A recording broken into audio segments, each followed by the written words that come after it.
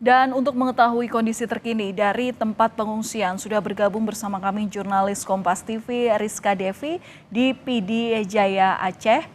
Selamat malam Rizka, bagaimana kondisi pengungsian? Apakah kebutuhan semua pengungsi telah terpenuhi? Ya benar sekali, saudara. Saat ini memang kami berada di PD Jaya. Ini tadi juga mengunjungi salah satu kamp pengungsian yang terletak di komplek pemerintahan PD Jaya di Gedung Serbaguna begitu. Dan memang hingga saat ini juga banyak warga yang masih bertahan di tempat pengungsian. Memang salah satu alasan terbesarnya karena memang rumah mereka yang belum siap huni begitu. Apakah memang sebagian rumah sudah tergenang lumpur yang sangat tinggi dan juga ada sebagian rumah yang memang sudah hanyut terbawa banjir begitu, sehingga memang warga ini memilih untuk bertahan di tempat pengungsian hingga waktu yang belum dapat ditentukan begitu. Sementara untuk distribusi logistik ini kalau tadi kita lihat dari pantauan kami, memang logistik yang ada di tempat pengungsian itu sudah bertahap berdatangan begitu, mulai dari makanan siap saji, kemudian juga dari pakaian, obat-obatan, dan juga untuk fasilitas sanitasi saat ini bisa dibilang masih kurang begitu untuk memenuhi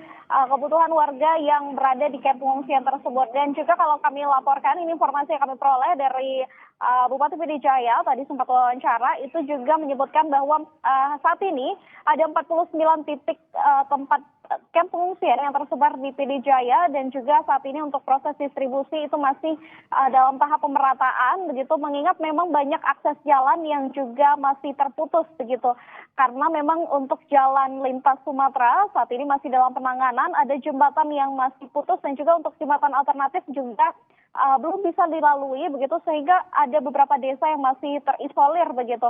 Dan juga untuk desa-desa yang terisolir ini, maka nantinya tahap pendistribusian logistik ini akan melalui jalur udara begitu, nanti akan bersinergi dengan pemerintah maupun dari Polda dan juga TNI AU begitu, sehingga untuk distribusi logistik ini diharapkan dapat maksimal. Sementara juga pada saat kami melakukan wawancara tadi bersama dengan pengungsi juga mengaku bahwa mereka kekurangan stok air bersih, air minum, dan juga untuk pakaian begitu, karena memang bantuan yang diterima ini masih bertahap, sehingga memang ada beberapa pengungsi yang masih menggunakan baju yang sama, mengingat ini sudah 5 hari begitu.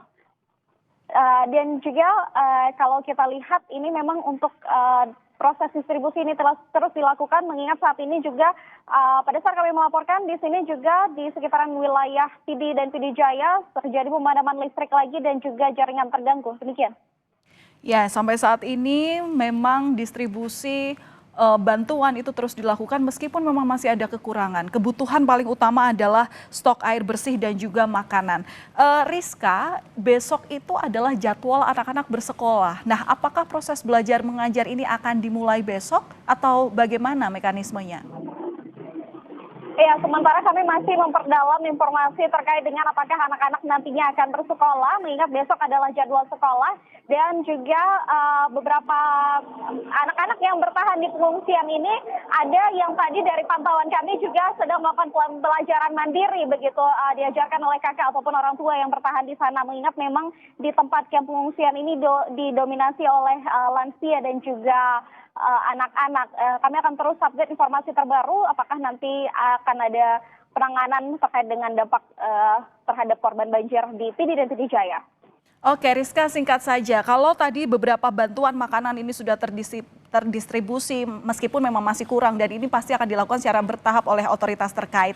Bagaimana dengan pantauan kesehatan mereka? Karena kita tahu bahwa bencana ini sudah beberapa hari, dan di lokasi pengungsian dengan kondisi cuaca yang tak pasti, pasti juga kondisi tubuh daripada korban pengungsian ini juga menjadi fokus. Bagaimana untuk pemantauan kesehatan di sana?